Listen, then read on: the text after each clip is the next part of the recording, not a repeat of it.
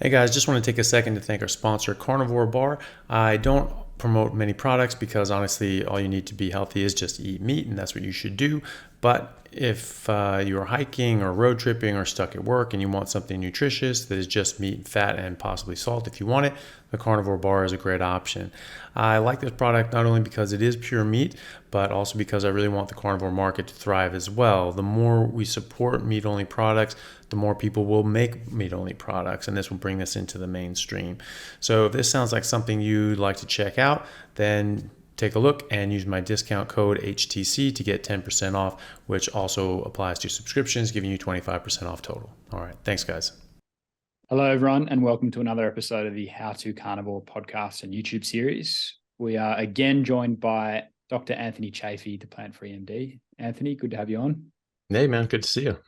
Likewise.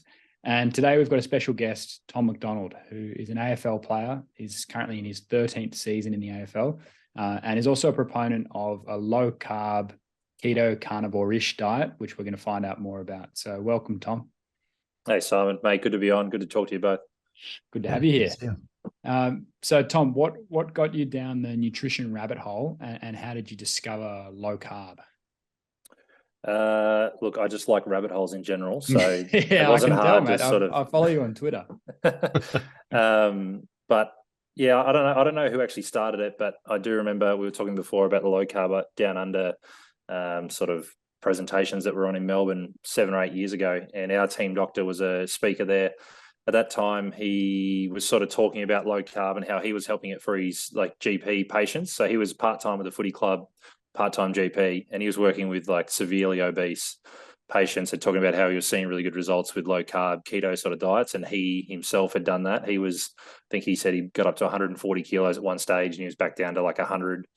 And so I just sort of got interested in it and thought I'd give it a go. I think we also had in, I might have told you this story before, Simon. We got in the South African speaker. What's his name again? Noakes. Tim Noakes. Yes, Tim nice. Noakes. Yeah. He was actually in Australia at the time for some reason and came and gave a presentation to the whole team. And so I just found it really interesting and gave it a go for, I reckon, about 6 months. It was through the off-season, pre-season period. Usually guys don't want to try stuff in the middle of the season, and fair enough, because it can be a huge change to do big training wholesale changes or nutrition changes in the middle of the season. So I think I waited to the off season and had a go at it. Saw some, and I was really, really on the high fat, moderate protein, really low carb, and had some really good results in terms of like body fat.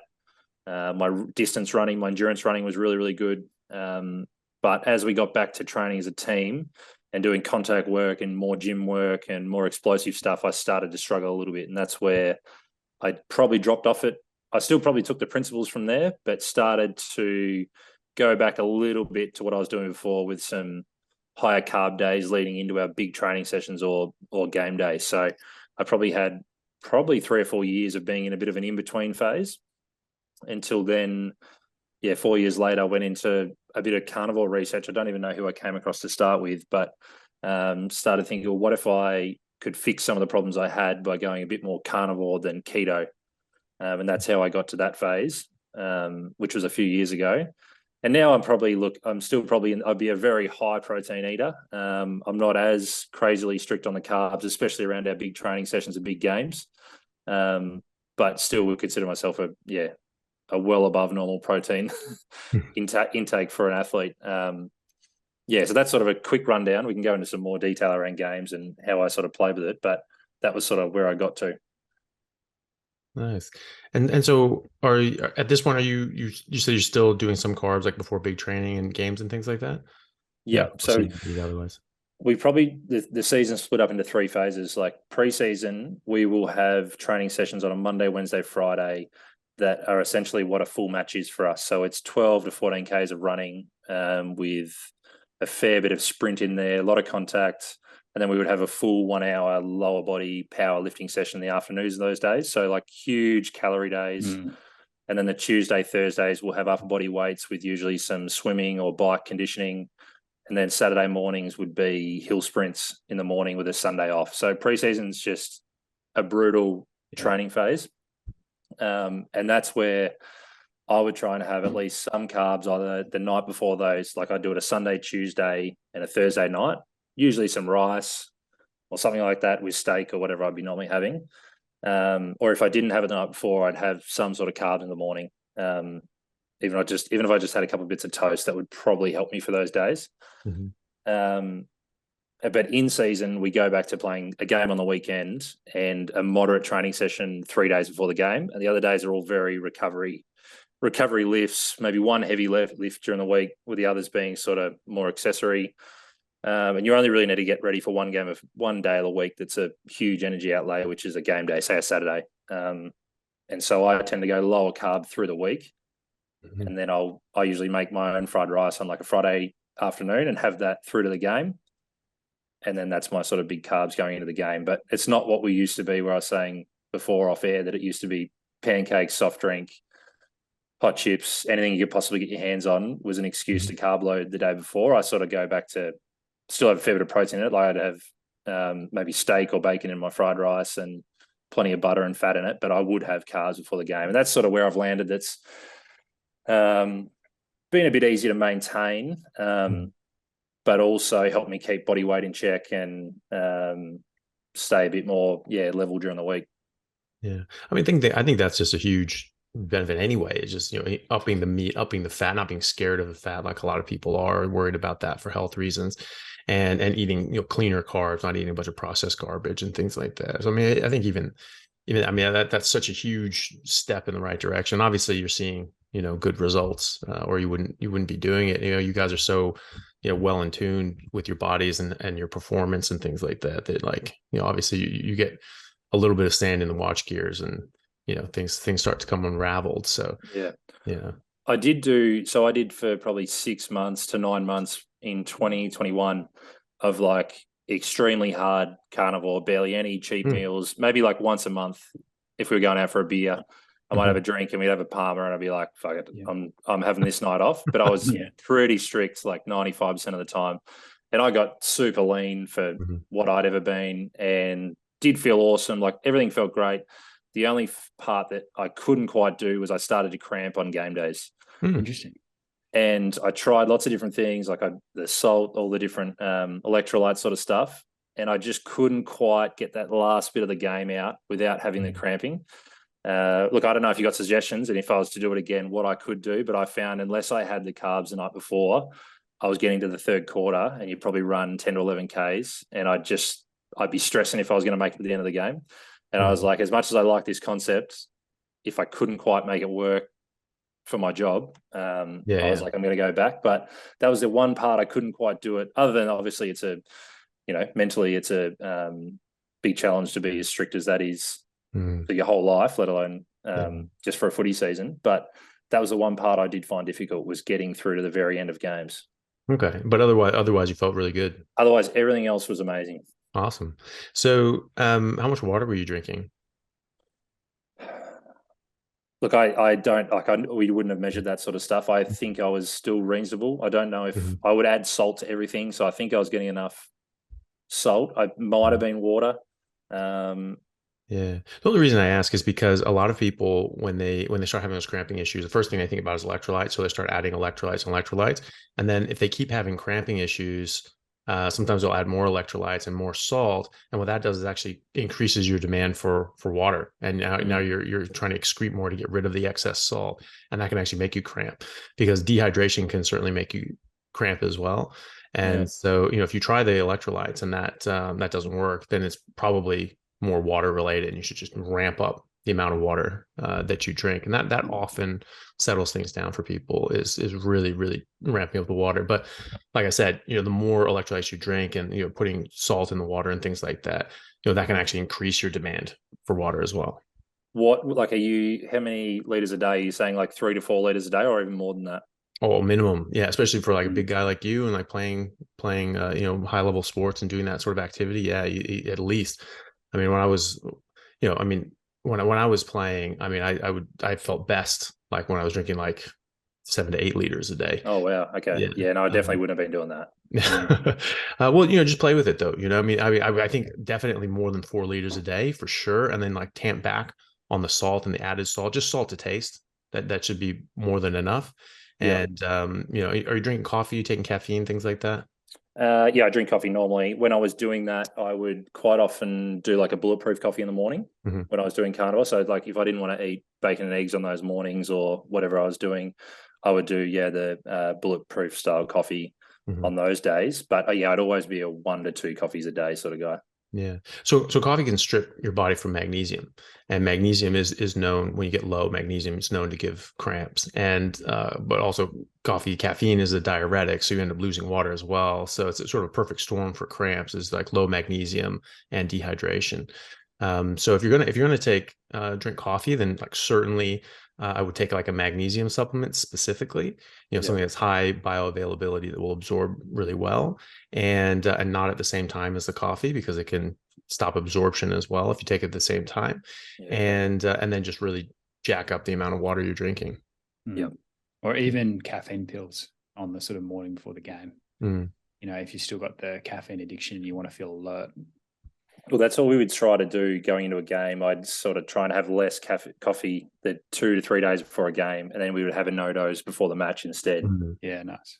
But either that or you just have the coffee on the way to the game. It sort of depends. We play a lot more night games now, which sucks because, if you're having a coffee at 5 o'clock at night, you go on and play at 7:40, you finish up at midnight and you're already stressed and adrenaline. Like it's a bad combination for sleep, but it sort of is what it is. When we were no good earlier in my career, we used to play all afternoon games, whereas most of our games are like primetime TV games now at 7:50 at night.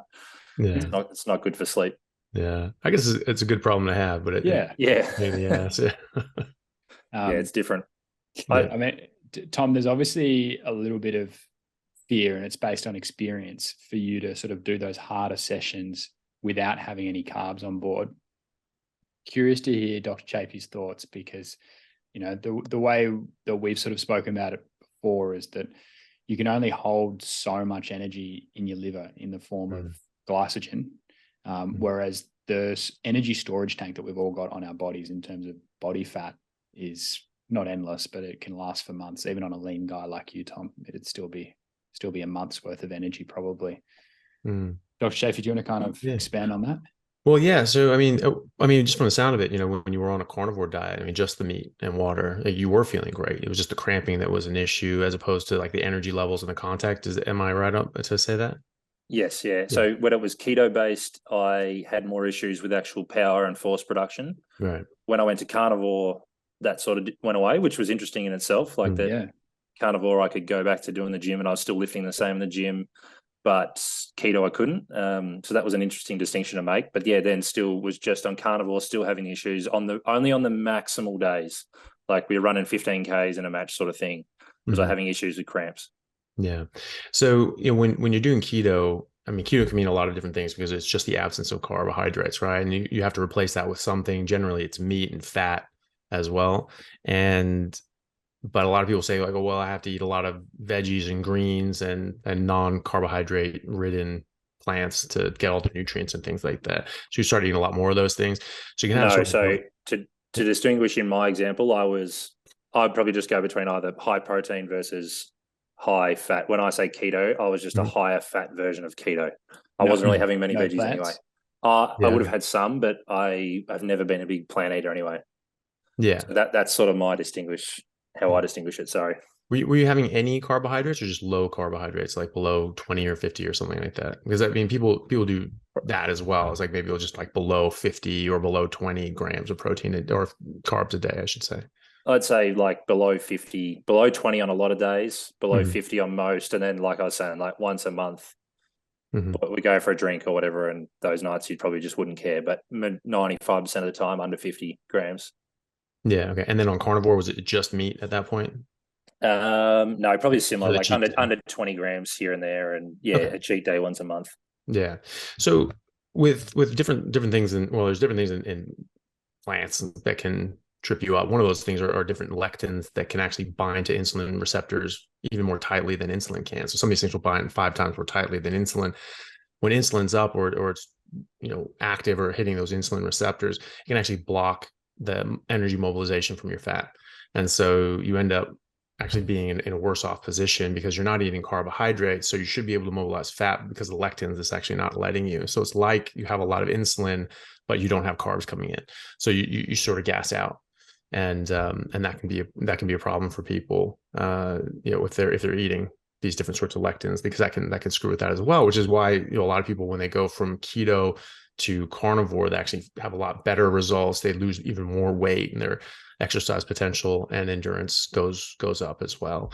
That's some of the work from Professor Noakes, was that they actually did like randomized controlled trials with different athletes, and put them on the treadmill, and some were like keto adapted, and that can take some time too. It can take 2-3 weeks sometimes before people get fully keto adapted, fat adapted. For me, I didn't notice a lag at all. As soon as I stopped eating all that stuff, like I just felt amazing, like just right there. I just got better and better and better. But some people can take up to 3 weeks, and so they give it like 42 days. So they give 6 weeks for these people, just to make sure that they were fat adapted. And they found that they had the same exercise ability and potential, and they could really push themselves really hard. And then they switched them. So the guys that were doing keto started eating carbs, and the guys that were eating carbs did keto. And again, give them 42 days, and found that they were still able to exert themselves exactly the same, except with the added bonus that the guys who were in keto, fat adapted, could just keep going. They wouldn't run out of their glycogen. So, but that is one thing that you can have other things trip you up besides just the insulin. So that is something that I certainly do see sometimes when people go from keto to carnivore. They get, especially in their if they're a high level athlete, they get even more results. And I think it's probably a lot to, there are a lot of things going on, I think, but I think one of the major ones is probably to do with the insulinogenic response to the lectins. Did you start any of this process while you were playing rugby, or has it all been post-career, or? Yeah, no, I did this for, like, when I started this 23 years ago, I was just in college, university, and I took cancer biology and just learned how toxic plants were, and that there were like just dozens, if not over 100 carcinogens in just all the different plants and fruits that we ate. And they were 10,000 times more abundant than the pesticides we sprayed on them, and 500 times more likely to cause cancer than the pesticides we sprayed on them.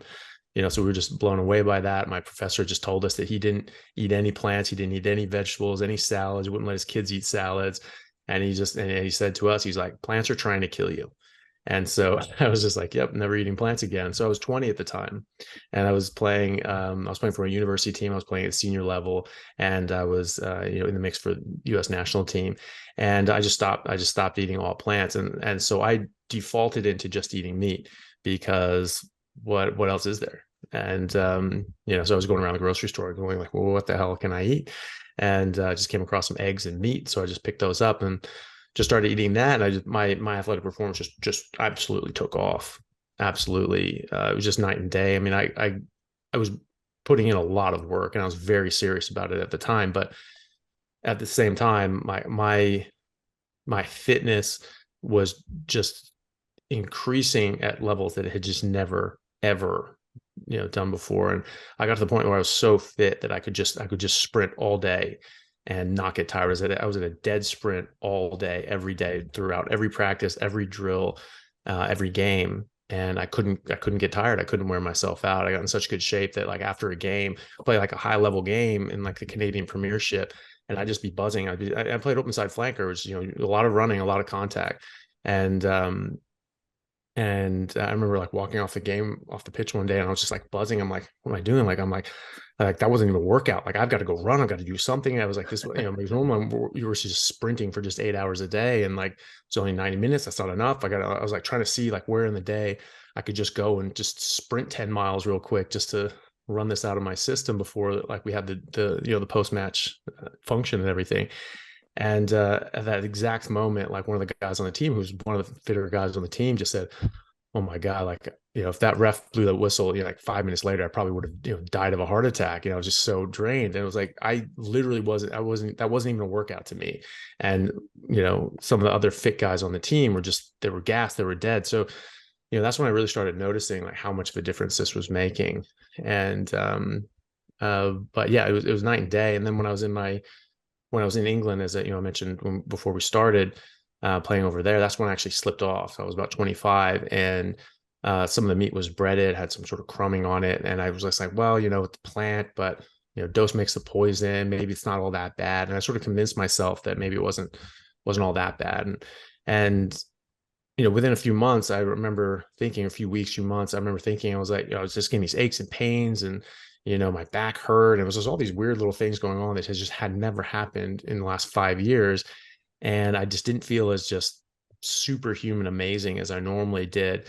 I was still playing well. I still felt good, but I was like, why don't I feel as just unbelievable as I normally do? I mean, I'm not working as hard. I'm not pushing myself. Like, at 25 now, I'm just over the hump and I'm just dying now. My body's just breaking down. And, but that was when it started, just a little bit, just crumbed chicken. Like, that was enough. Everything else was meat. But the biggest thing that did was that was the crack in the dam, because now I was out of the mindset of just, I'm not eating any plants at all ever, to, oh, well, why don't I eat that? Or why don't I put some ketchup on something? Why don't I do this? And I remember thinking to myself, I haven't used ketchup in years. Like, why haven't I? Oh, I guess I'll use some. It was weird. It was just this surreal sort of moment. And then it just sort of slipped off. And then I started just eating more of a whole food approach, still very heavily meat based, but other things would be in the mix as well. And, like salads or something like that. But it was always whole foods, It's exactly the sort of cycle I go through quite frequently, to be honest. Like, and it's usually not even, same as what you're saying. It's not deliberate, but quite often it comes. I got 2 little kids. Mm-hmm. It comes just from practicality of time. You go, oh, I'll just have what the kids are having tonight. And it's exactly like you said, you do it once, you're like, oh, I'll do it tomorrow. And then all of a sudden I have a rush of motivation and I go a few weeks going really well again and then slip back. So I know it's exactly what I go through. Yeah. Well, I do know, now that, like, in my late 20s, when I was still playing, at a high level in the US Super League and then in Ireland in the AIL 1, and I'm not sort of doing this. I still felt good and I was still able to compete, but, I had other, when I was in Ireland, I obviously had other commitments and things like that, time commitments with medical school, but I felt better at 38 when I rediscovered Carnivore than I did at 27 playing, top level rugby in the US and training a lot. And, that was within a couple of weeks. And I was out of shape. I'd just been doing humanitarian work. I'd been in Bangladesh in the refugee camps there. And so I'd been there for a while and I had not been working out and just been eating whatever the hell was available in a refugee camp, just not always anything that you even recognize, but you just eat what's there. And then, I was out of shape. I was way overweight. And 2 weeks into it, I lost 10 kilos in like 10 days, really. And then I just started feeling amazing. I'm like, right, I'm going back and playing some rugby. And so 38 went back out, and my team in Seattle had just turned professional. The Major League Rugby Championship just started that year. And so I was out there playing with those guys who, some of these guys were professionals from overseas and others were, high level US players. But they'd been training for months and I hadn't been, but I was able to keep up, and I was able to just be at a dead sprint the whole time, even though I was very out of shape. And like a few weeks into that, we had a fitness test and like a modified bleep test. If people know what that is, it's miserable. And I've done that. I finished like top 5, out of like, 90 players, and that's like three squads. But that's being, that was really just like 2 weeks of running. And I was able to just be that competitive purely off of my diet. And I was 38, so it makes a massive difference, at least for me and from what I've seen, and conceptually from the biochemistry of it, it does make sense to me that why that would. So it sounds like you noticed the biggest difference performance-wise in your running. Did you notice any difference, like gym work, power work, when you initially started? Was it improvement? Was there like a backwards bit for the start and then it picked up? Yeah. For me, no, I didn't get any backwards bit. I just started improving right away. Some people do notice a dip, but that usually comes back in like a couple weeks. As I was saying with Prof Noakes, he was saying like at most 3 weeks you'll get fully keto adapted. But I felt better right away, and that was one of the first things I noticed, that there was something different. There was something sort of amazing going on, was because I couldn't get sore. I wasn't sore after like these big gym sessions, and I had just like bought a bunch of like home equipment because I was helping my folks with some health issues, so I was taking some time off from work. And so I had 2-3 hours a day, 4 hours a day to just work out. And so I was just doing a bunch of lifts, and I did like a heavy leg session with like 12 big heavy leg exercises to failure. And normally that would leave me very sore for quite some time, especially because I had really just gotten back from Bangladesh. And so that was like the first leg day that I'd had in months and months and months. And I was expecting to be just miserable and sore and broken for a week or so. I wasn't even sore the next day. I mean, at all. And I thought, oh, that's weird. Like, well, I wasn't like jelly leg, just walking out like a, newborn deer or something like that, out of the gym. So like, well, maybe I just didn't push myself hard enough, maybe. But I went to failure every single set. And so I was like, well, I'll just keep going until I just really wear myself out. And I ended up doing those 12 sets again, the same workout set. And then I just started doing squats on top of that. And I ended up, I said to myself, okay, I'll just do sets until I just wear myself out. I just can't do anymore. And then I'll know, what's going on. And I ended up doing another 20 sets of squats to failure, every single one. And like the first set of that, my 13th set, I should say, I did 15 reps to failure. On my last set, I did, so my 32nd set, I did 12 or 13 was my failure. So it wasn't much of a dip. So, but I was giving myself a proper rest. I was giving myself like 3-4 minutes rest in between sets. So now what I do like the old Serge Nubret and, Garanda, and Jack LaLanne sort of thing, right? I only give myself like 60 seconds between leg sets and 30 seconds between upper body sets. A, it goes a lot quicker. And B, I can actually like wear myself out. But with that, I couldn't wear myself out. And the next day, I still wasn't sore. And I was like walking up the stairs. I'm like, how am I not feeling this? I was taking 2 at a time. And then I was like, okay, yeah, there's something going on in my hamstrings. And so I went hiking. I went up this horrible mountain. It's called Mount Si. It's a miserable hike. It's just straight up. But it was fine. I did it just fine. And it was like 3 hours. And then I just felt so good after that. I was like, right, it's time to go play some rugby. And so I went to practice that night, and it was just at a dead sprint, and just felt great. And the next day, I could feel that, that I'd put in a lot of work on my legs, but they were not sore. They didn't hurt. I could go up and down the stairs. There's no problems. And, so I felt fine. Then the second day, normally you're worse on the second day. It's fine then too. I met a friend for coffee that day. And I was thinking to myself, okay, well, what about coffee? Can I have coffee? Is that safe? I had 1 cup of black coffee, and within 20 minutes, I felt my hamstrings tighten up. My back started getting stiff. I could start feeling this pain like forming as I was sitting there. I'm going, oh, okay, what's happening? What's happening? You could feel it in real time. I was sore for 2 days after that, just from 1 cup of coffee. And sounds like you're so sensitive. Do you think you're overly sensitive to the plants compared to the average person? Like, because even when I did 6 to 9 months of carnivore, if I slip back, while I might not maybe feel a little bit off, I would never have a reaction like that to the coffee, say. Like, do you reckon there's part of your makeup that has made you so sensitive to the downside, but also so sensitive to the positive side of it as well? I mean, maybe, everyone is going to be a bit more sensitive or less sensitive. I don't have too many like sensitivities like someone with autoimmune issues do. I think with that one, really what it was I just did an obscene workout. And I should have been just crippled for months. Whereas like now, on the rare occasions that I have like a cup of coffee or something like that, which is really, I don't think I've had coffee in years, but I've had a cup of coffee here and there since then. And maybe we're working out or whatever, and maybe it's just like you just feel a bit, it's a bit, but it's nothing to speak of really. And and even like the soreness in my legs and my back at the time was not that bad. It was nothing close to what it should have been or what it would have been in years past. It was just I noticed it now, whereas before it did not exist. And so I could see that contrast. I'm like, that's that's doing something, but it wasn't. It didn't like debilitate me.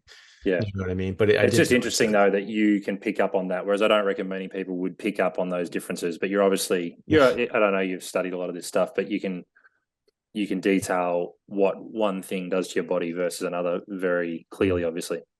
Well, I was definitely looking for it too. Yeah. For the last few days, I was really focused on like, okay, am I sore? Can I get sore? Why am I not sore? And so, then I started noticing that, and I didn't know what was going on at first. I was like, oh, why is my back a little stiff? Like, that's weird. Oh, my hammies are a bit tight. And then all of a sudden I'm like, oh, that's what happened. And so then it was very noticeable. And then, you know, and most people aren't going to maybe even notice it that much. I mean, I talk to some people, you know, they say like, well, I'm doing carnivore and I feel great. My lifts are better. My exercises, everything's getting better, but I'm still a bit sore in the gym. And, you know, talk to them, and, you know, sometimes they're still drinking coffee, and that does seem to be a theme, but they're going to be way less sore than they normally would be. You know, someone like yourself who's doing really high level stuff, you know, I think you probably would notice a bit of soreness, you know, but probably not even all that much either, compared to, you know, when you're eating like a more standard diet. You're going to have, and certainly not being in ketosis, because just being in ketosis, the higher ketone levels actually suppress inflammation as well. And so you're going to be removing things that cause inflammation. You're also going to be gaining something that reduces what's left, you know? Yeah. So, you know, but it's not all that much.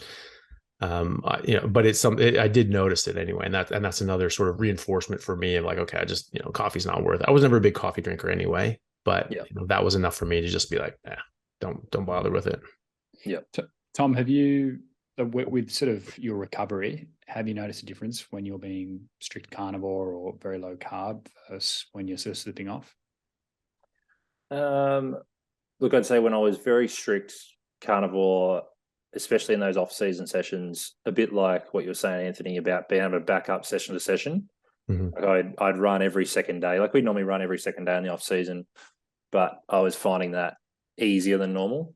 Mm-hmm. In terms of recovery after games, because the recovery after a game is usually not necessarily about the running or the speed, it's usually the contact. Like I've been sore all this week because I had a 120 kilo guy drive his knee into my spine, and that really hurts. And so that's still sore now, but the rest of my body's recovered pretty well. But you generally guaranteed to have a couple of hits like that from the game. You're sore for 3 to 4 days post. Tomorrow we train. I should feel pretty good tomorrow, and then we play 3 days later. So you're always feeling good to the game, unless you have a particular injury. But I'd say I did notice a bit of a recovery difference when I was really, really strong carnivore.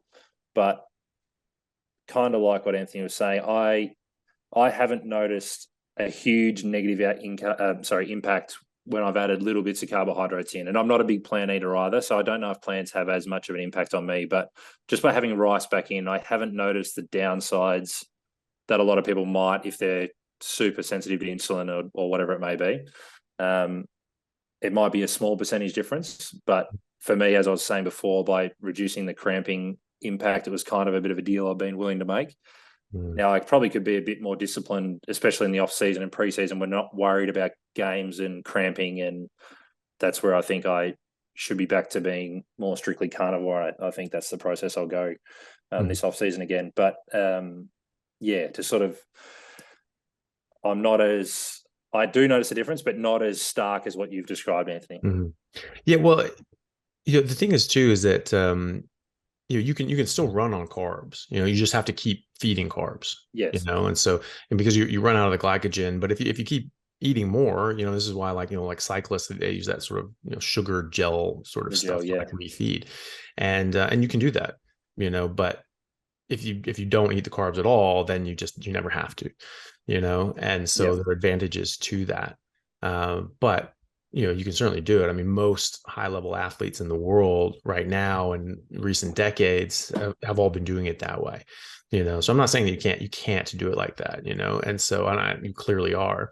It's just I think there is a bit more of an advantage. But I think that a big part of it is just eating a lot more meat, which is what your body wants, and the fat as well.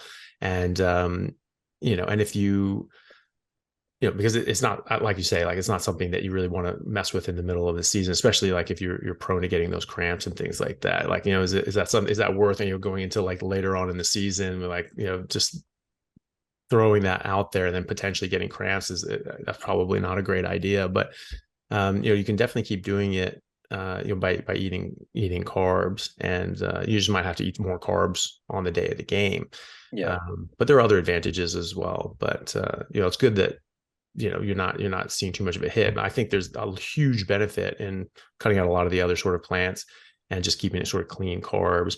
and just eating a lot more meat. I think that's huge. Have you noticed? Well, I should say this. When you were doing just carnivore, did you notice a difference in your weight as well, like, or your weightlifting as well? Because like for me, like I was saying, like I can just basically my recovery is so quick that I can just do 20 sets of something, without real much problem. Then I'm feeling pretty good the next day. Did you notice a similar experience? Well, not in terms of that, because our gym program sort of set. Like I don't go into the gym and go, I'm just going to do 20 sets of bench today or 20 sets of squats. Like we'd have our 4 sets of trap bar deadlift and our Nordic curls or whatever it may be. So I wasn't there experimenting.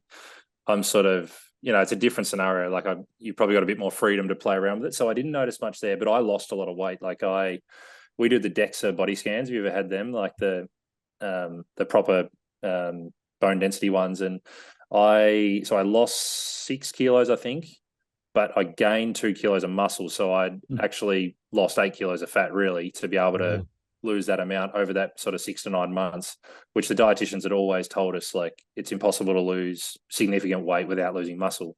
But I did that. But my weight, like the gym numbers that I was lifting and stuff, probably similar, but I was doing them while weighing 6 kilos less. So my power to weight ratio was way up from where it was before, which is really all we care about. Like footy's not quite as physically, like it's not as much about strength as rugby is.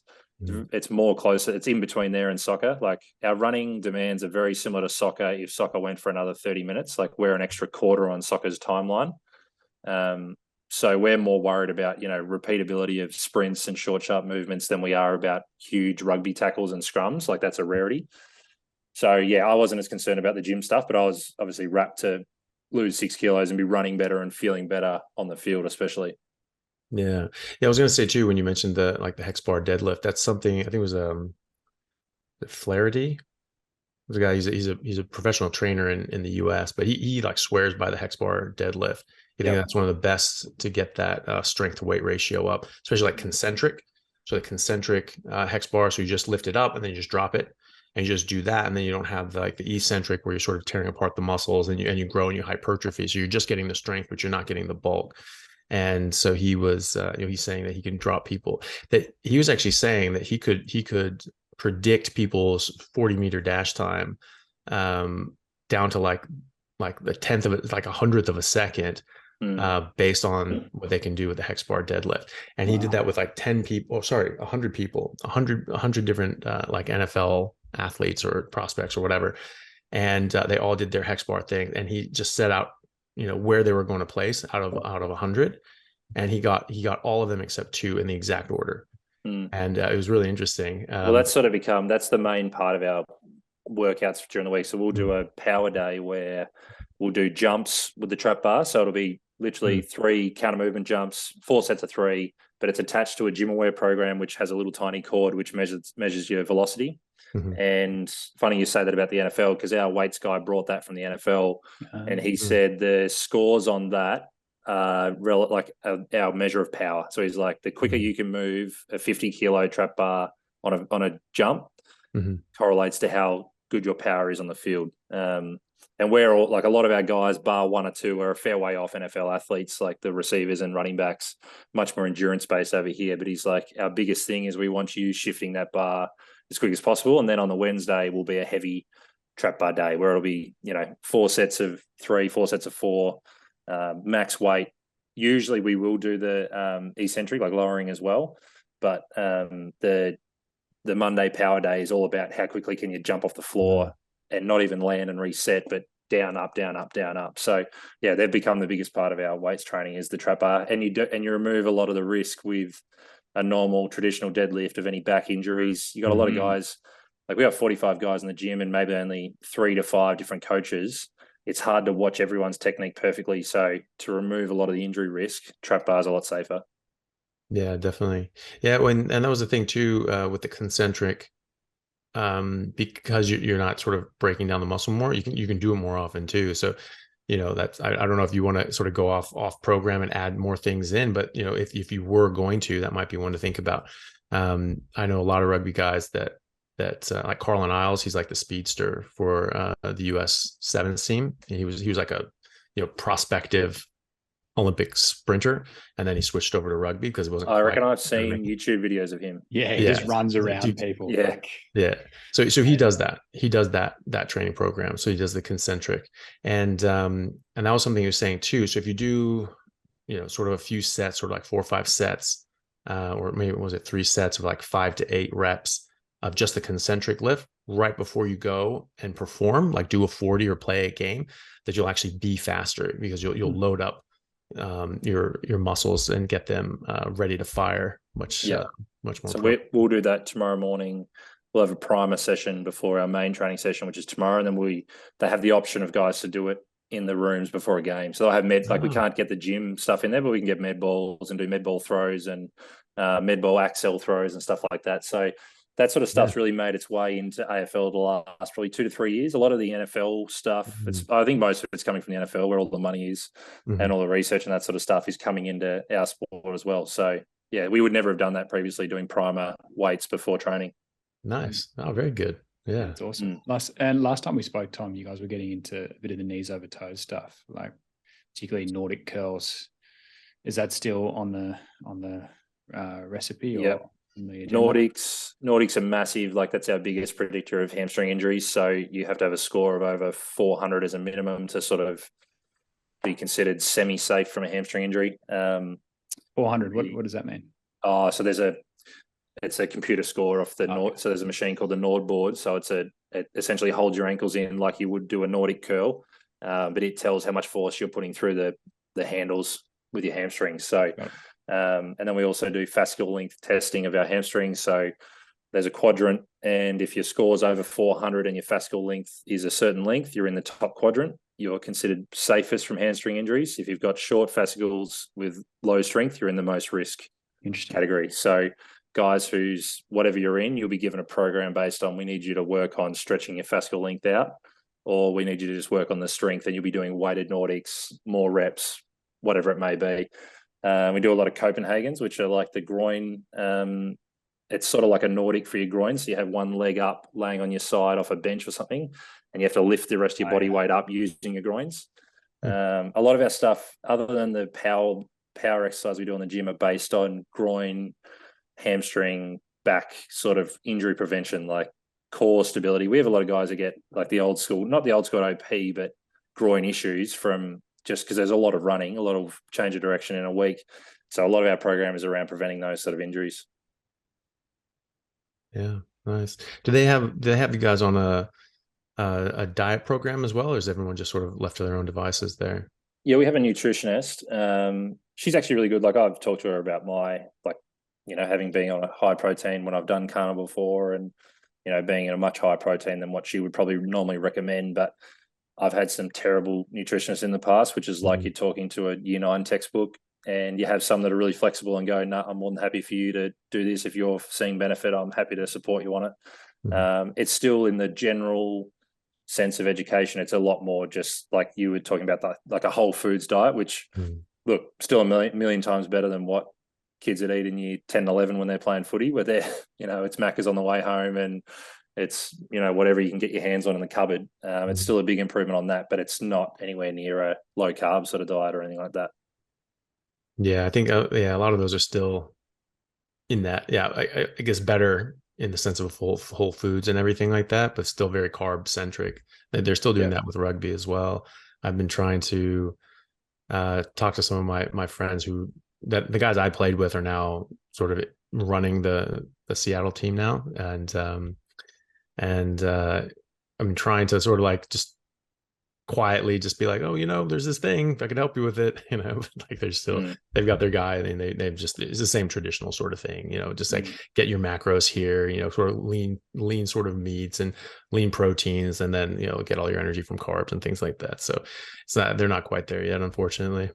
The problem is you've got to be a very brave or very senior sort of nutritionist to go and be the first to do something in a professional sport. And like, footy here is the biggest sport by far.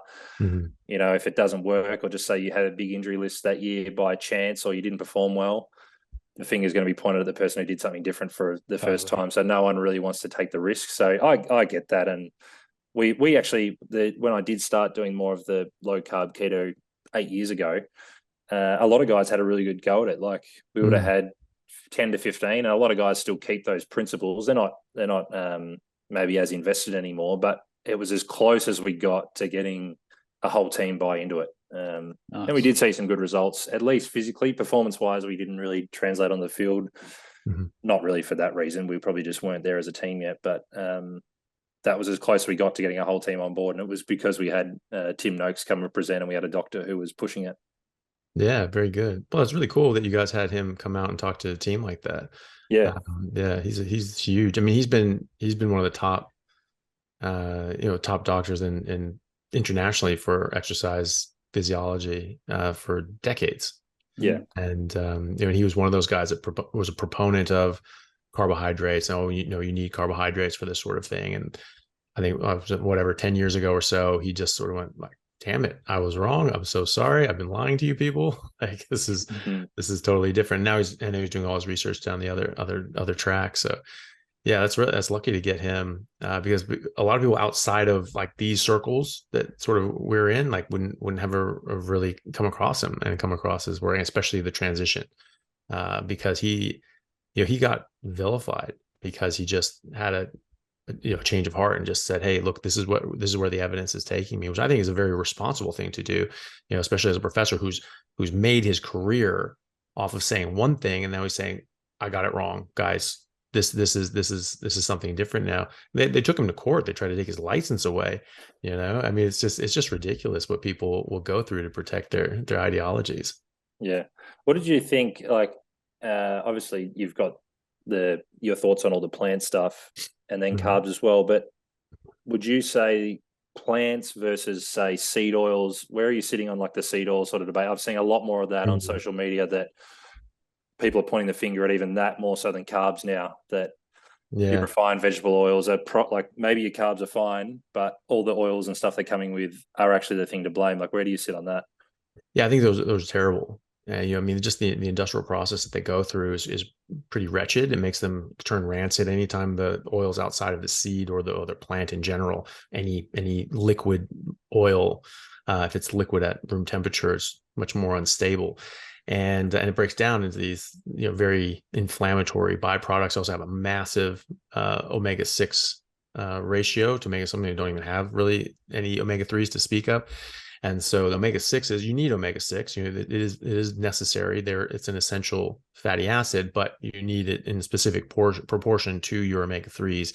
And it's the same enzymes that metabolize omega-6s as omega-3s. And so you can drown out the enzymes with your omega-6s. So even if you do get some omega-3s, they don't even get used. They don't even get picked up because there's so many. Just they get overwhelmed.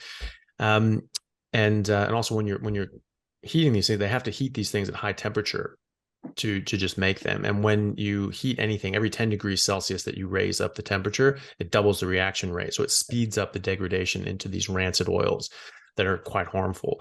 And so just by the process of making this stuff, they've completely turned all of these things rancid because they heat it up to such high heat that it just massively increases the reaction rate by millions of times. So it's already rancid. Then they have to dump in all these crazy industrial chemicals that are known carcinogens to humans to try and wash out some of this junk. And I mean, when they were first doing this stuff, it was with canola oil was made from like rapeseed oil, which was an industrial lubricant. That's where it first used it as. And they're like, oh, well, this is a fat. Maybe we have tons of this stuff. Maybe we can just sell this to people. And so they started marketing it, but like it was so toxic that like it was actually just not, it was not edible. It was not palatable. It was just poison.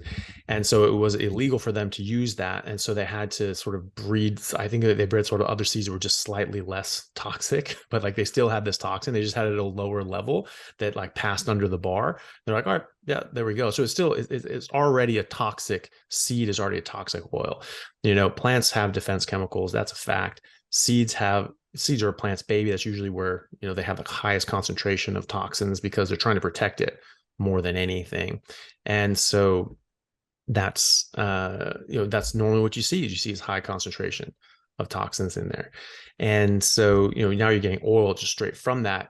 You're not going to just get rid of all these things. Some of that stuff's going to come with it, and so, yeah, I think that stuff is is not good. I think a lot of the in research that shows that there's not really much of a problem with it, or maybe even like a benefit from canola oil to something else. Some of these things are really poorly designed studies. A lot of them are industry funded research, and the one thing you can count on with industry funded research is it will support the industry.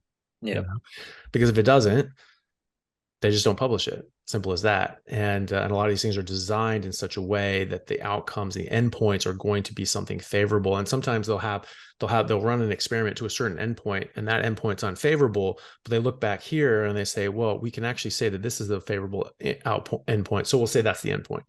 And so, there's a lot of these little tricks that you do to make something look better than it is or worse than it is. And there's a lot of that with seed oils. But I mean, either way, whether or not this is good for you or bad for you or neutral, it certainly wasn't something that we ever existed on before the 1950s, because it didn't exist before then.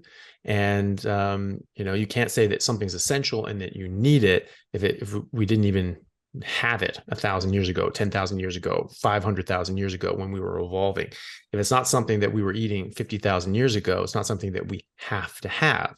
Right? By definition, if it's not even something that existed 50,000 years ago, why do we need it? Of course, we don't need it. And if you look at this is epidemiology, but if you look at the rates of heart disease and you look at the levels of seed oil consumption, they perfectly track each other. And seed oil, precedes the heart disease rise by 15 years or something like that. So it's like you have these two lines just going up. And same with like sugar and high fructose corn syrup, they just track like that. Whereas the animal fat, saturated fat, it's actually the opposite. So it's going down as heart disease is going up, and so it's an inverse relationship between heart disease. Yeah, that's the part that's like, it seems, it almost like, I feel like in another 10 years time, it'll be what we all point to, in even more so than maybe processed carbs, that will go, that was the worst part, rather than even sugar. Like, obviously sugar's been around for a long time, honey and natural sort of sugars, but I feel like the tide's sort of turning a little bit even on that now, that people are realizing that your vegetable oils are not very good. And I think it'll still take a long time, but that's the one thing I've seen the most of recently, is a lot of the data coming out on how bad the seed oils are. And I've always tried to cook in butter, or just, you can buy beef fat here in the supermarket. I just try to buy tallow anyway. But well, that's good too. And that's the best one as well. And even I don't think most people are going to understand that trans fats are bad. And trans fats come from these vegetable oils. They're partially hydrogenated seed oils.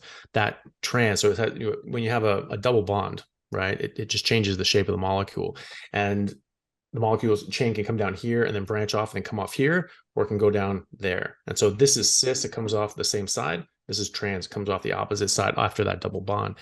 And that trans connection doesn't exist anywhere in nature. So our bodies have no idea what the hell to do with that. And so that's where you see like these massive, just, buildup of plaques and disease and things like that, is when there's just all this trans fat crap. So that's actually been made illegal in the US now. You can't cook with that stuff. You can't use it in anything. And I think other places have made it illegal as well. And that comes from all those seed oils as well. And that's certainly, I mean, there's no question about that stuff is toxic. And you mentioned sugar as well. Yeah, we have had sugar for a long time, but we haven't had the exposure to it that we have now. Not the quantity. Yeah, exactly. So like in the late 1800s, I think like 1890s, the average American ate about 4 pounds of sugar a year, whereas now it's 150 pounds a year. Right? So it's just insane difference. And that's going to make a difference, of course. And maybe people were certainly eating honey and fruit before, but it was seasonal. We didn't have refrigeration. We didn't have jetliners to bring things over in cold storage over from other continents, from the tropics and things like that, and greenhouses and all these sorts of technology related food development and transport and things like that. So it was, it was much more difficult to actually, it was a treat, maybe you had some, even like in, you see it's like some cowboy movies and there's just like, oh, there's hard candy down the general store, it was like, they'd have that like, every now and then it'd be like a little treat, but you really wouldn't even have access to that. So yeah, I think it's definitely the amount that we're being exposed to now has made a huge difference. Oh, absolutely. Look, you've just explained it there, that probably all of this can be explained by evolution in some way, and that the way we're doing it now isn't really the way it was meant to be done. So yeah, it's funny that even like you're just talking about the inverse relationships between saturated fat versus fructose corn syrup and stuff like that, going upwards and downwards, and why are we so backwards with our nutritionists that they think it's the other way around is just baffling. Like you could just look at those two graphs and that would be enough to explain to you what's gone wrong in the last 70 years. But yeah, like those two graphs alone should be all you need to see to make like a general decision on what you eat. Yeah. But it doesn't seem to click. I might like get those things, like frame them and just put them up behind me for like every talk I do. You will still get people say to you, "Oh, we just weren't detecting them." I had a conversation with a friend on Monday night, and he was like, "Oh yeah, but we didn't used to measure how many people were getting cancer or heart disease." I was like, you could look at how many people were fat versus not fat in the 50s to now, and then go back to the 1900s.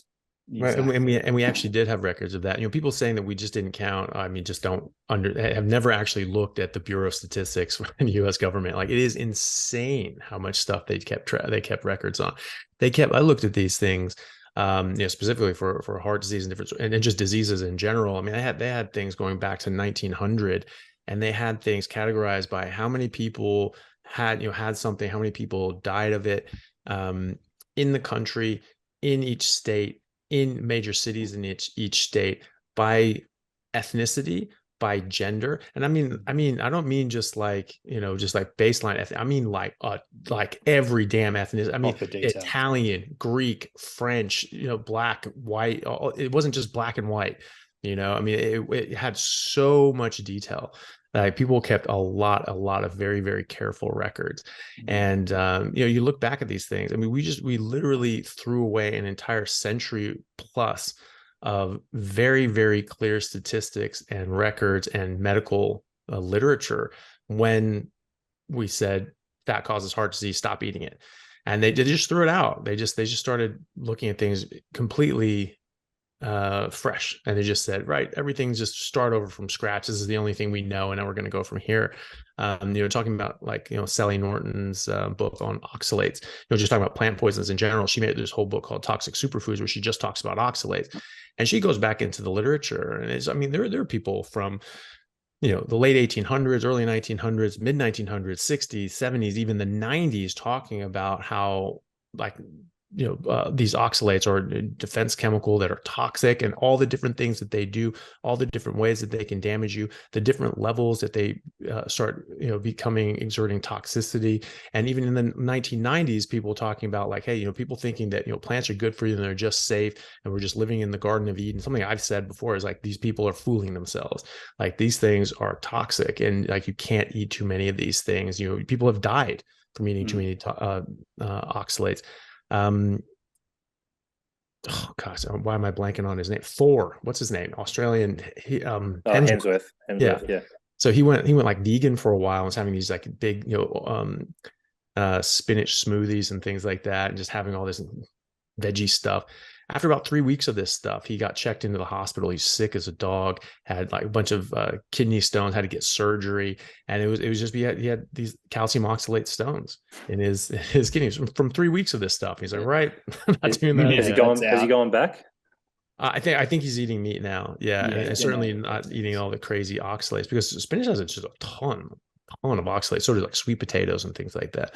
And so you can have serious problems. It can cause neurotoxicity. It can cause actually like serious neurological problems. It is a poison, and it's used explicitly as a poison by the plants to stop you. You hear this there's so many weird arguments in the vegan community, and they sort of bounce from one's position to another because no position is tenable. And so the current one they're talking about now, we talk about this, eating ancestrally, eating to our biological nature. If we didn't evolve on it, then obviously, we don't need it. They're saying, well, actually, we probably, like, yes, the evidence shows that we were eating a lot of meat and maybe exclusively in some areas just eating meat, but that might not have been optimal. You're just trying to get to reproductive age. It's not necessarily what's good for longevity. Like, says who? According to what? Exactly. It's made up. Simon Hill, very wise. Yeah. So, what about I'm playing devil's advocate here, but the argument on the other side can be small doses of plants almost can have the, a little bit of poison makes you stronger on the other side. What do you call that? Hormesis. Yeah. What's your thoughts on that? Yeah. So, sure. Some things can have a hormetic benefit. Even arsenic in microdoses has been shown to have little benefits here and there, but very small doses, right? And these what plants, sort of doses in a real life situation, like but a couple of stalks of broccoli, or that's what I mean. That's a very good point, because they don't ever say that. They said that it's probably hormetic. Well, what's hormetic? There's 500 different toxic elements in broccoli, or I'm just throwing that out there, but there's dozens, if not hundreds, of things that can be potentially toxic in celery or spinach or cabbage or whatever. But they're probably hormetic. Okay, but you're not saying which one. Okay, what about the oxalates? So what level are oxalates hormetic? They don't say that. They don't say what's the cap on that. We know what the cap is. Cap is about 150 to 200 milligrams of oxalates. It starts becoming toxic. Before that, is it hormetic? Probably not. It's probably just not, your body's just probably able to clear it in time. It's not necessarily doing you any good. It's just that it's not building up to the extent of causing problem. But after 200 a day, that can actually start to build up and cause problems. Hemsworth was probably having like a couple thousand a day, and he got in trouble really quick. So they don't say that. They just say that was one of the positions that they jumped to, was just, they tried to deny for a long time that plants had any sort of defense chemicals, even though it's just a hard fact. Just go to a library and check out a book on botany. You'll figure it out pretty quick. Or all these guys that have been documenting all the different plant toxins and nightshades and oxalates and all these things going back hundreds of years. This is all in the literature, which they obviously don't pay attention to. And they just say, okay, well, yes, all right, we did a Google search. There's toxins there, but I bet you it's hormetic. And it's like, okay, but you had absolutely zero research, and you looked into that, not at all. Yeah. And so, but to make that claim, you have to say, which toxins are we talking about? At what level are they hormetic? What's the hormetic benefit? Where is the cap? When does it stop being hormetic? Because the idea of hormesis is that it at this range, it's good for you. At this range, maybe it's just whatever. And at this range, it's toxic, right? If it's hormetic. So what toxin are we talking about? What is its hormetic benefit? What is the level that you get that hormetic benefit? Where should people stop? Because that's important. If you're telling people to eat a bunch of plants, maybe exclusively plants, and you're admitting that there's some things that are toxic at a certain level, but maybe hormetic at a certain level, you need to identify, which toxins we're talking about, and how to know what the limit is and where to stop at that. But they don't do any of that. They don't provide any of those sorts of things. So yeah, maybe some of these things are hormetic, but like, we also know that a lot of these things cause damage and cause harm. And so, if you want to see, I think that's fully worthwhile doing, is identifying all these different toxins and finding what level sort of brings about sort of making a toxic level, like oxalates. We have a lot of information on oxalates and solanine and things like that. We do know there's certain doses that are going to start harming you, and other ones we don't have as much, ricin, 1 microgram per kilogram will kill you, so we know that one pretty well. I've just finished Breaking Bad, so ricin's a topical one. Have you seen it? I have, yeah. It was years ago though, but yeah. Yeah, when he makes the ricin no, I won't spoil it if anyone hadn't watched it, but very deadly in one of the last episodes. Yeah. But no, like even what you're saying, it probably all makes sense again on what you were talking about before, that plants maybe were needed when there was a period in time when you couldn't have enough meat. Maybe, yeah, as you're saying, you could have a little bit here, a little bit there when needed to get through when there wasn't enough of another food, but they weren't available every day of the year, 365 days a year. So that theory probably makes sense. What's your thoughts on Saladino's sort of views on more of the animal-based versus more strictly carnivore, and his choice of what he chooses to eat and how he breaks it down.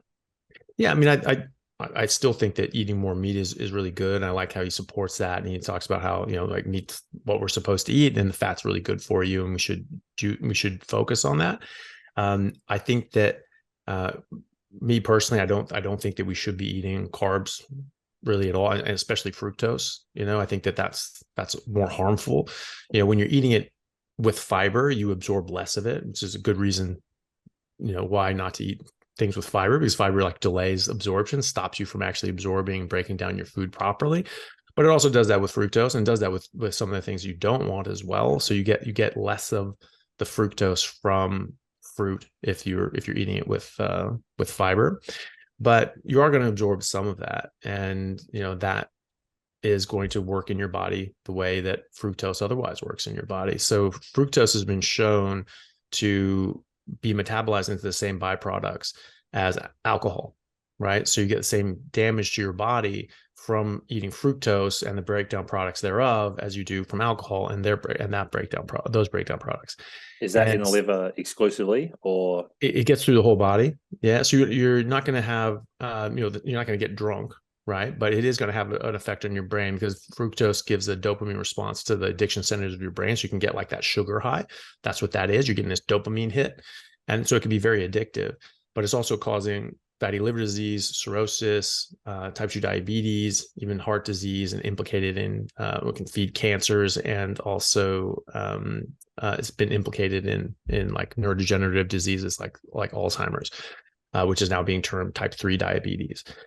So, you know, I don't think it's a good thing to have. Like if you're out in the woods and you're hungry and you need a quick hit of energy, you know, apples your best friend, you know, until you can, you know, take down a, you know, kangaroo or something like that, or a mastodon. I think that's probably, you know, a big survival advantage for us, that we had that available to us, and we could eat other plants as well to a certain extent to survive and then get our kill. You know, even the native Australians, they're known to eat different plants, but historically, if you look at the historical record of people living with them, talking to them, and studying them, they like exclusively ate meat unless they couldn't get meat, and then they knew which plants to eat, or they were using them medicinally for some reason or another.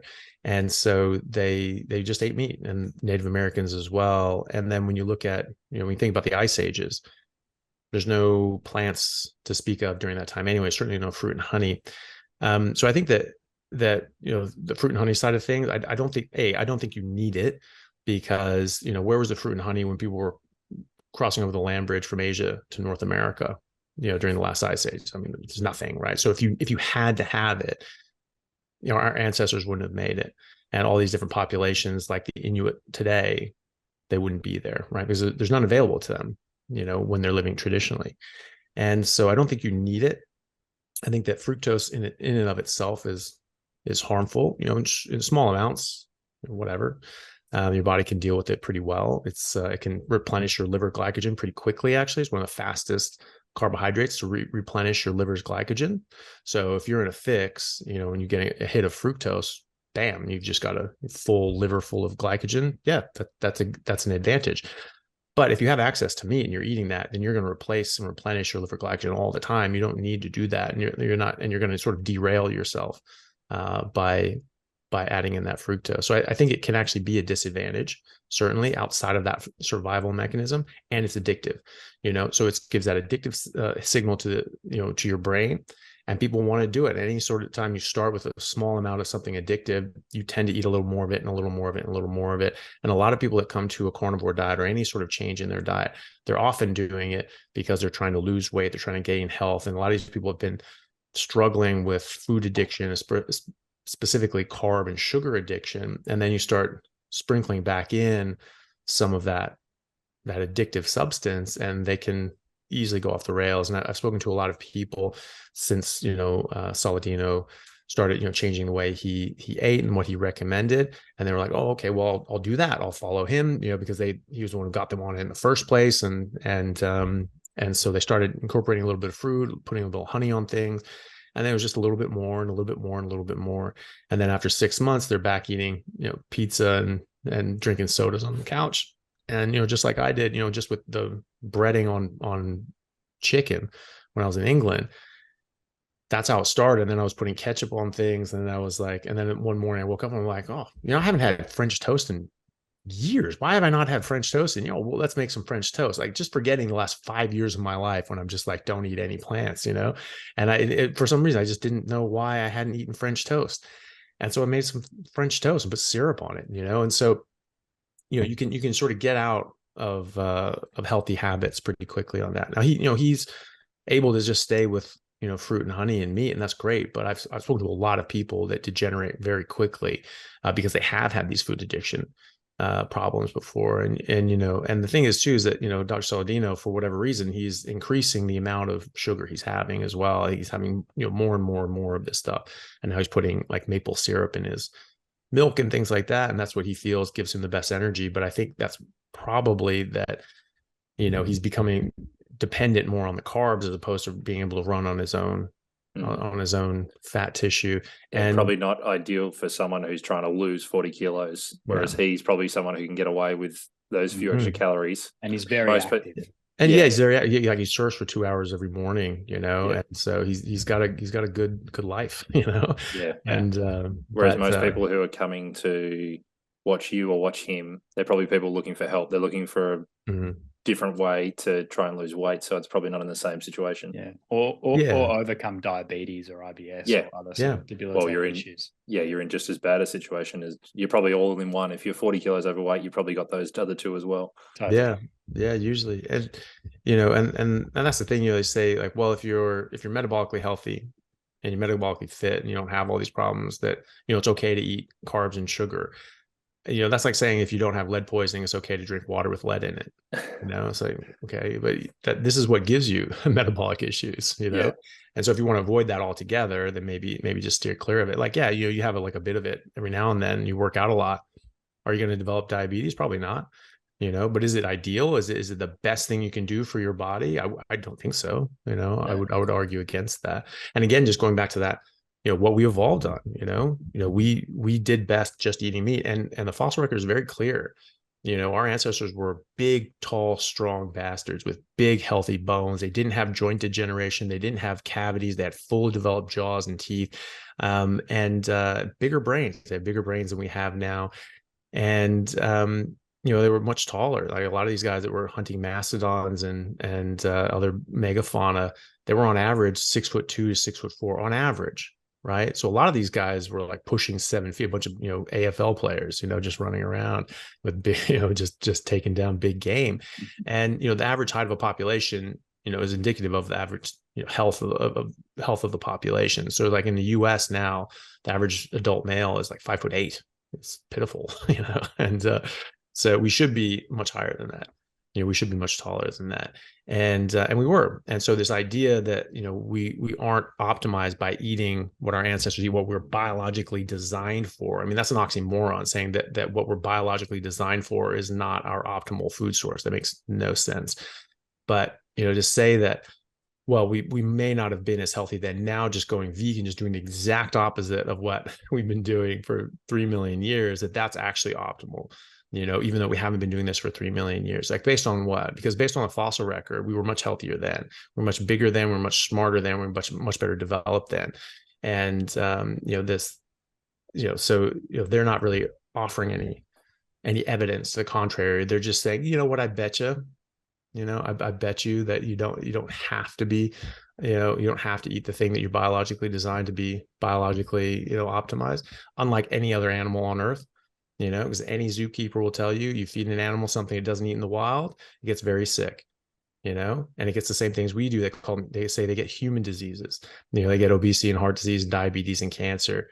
And, we're getting human diseases. They're not catching it from us. But that's why you have that sign that says, do not feed the animals at the zoo.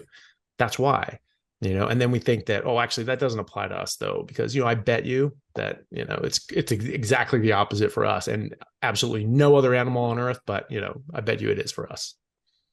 That's about as logically sound of an argument that they have.